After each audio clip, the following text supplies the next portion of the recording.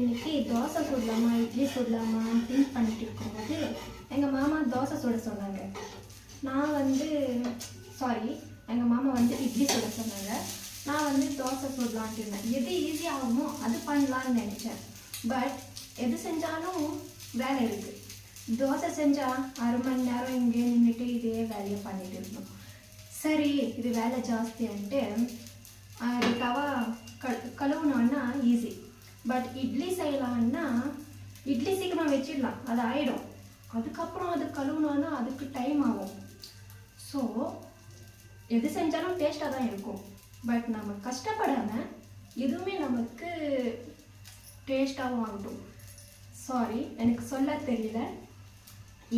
எது சமைச்சாலுமே தோசை ஆகட்டும் இட்லி ஆகட்டும் வேறு வேலையாகட்டும் நம்ம கஷ்டப்பட்டால் மட்டும்தான் அதுக்கான பலன் நமக்கு கிடைக்கும்.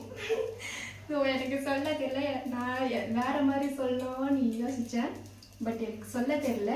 இது நல்லா தெரிஞ்சவங்க புரிஞ்சுக்கிட்டவங்க லைக் பண்ணிடுங்க, புரியாதவங்களும் லைக் பண்ணிடுங்க. ஓகே. ஐயோ போச்சு. ஓகே நல்லா தான் வந்திருக்கு, நோ ப்ராப்ளம்.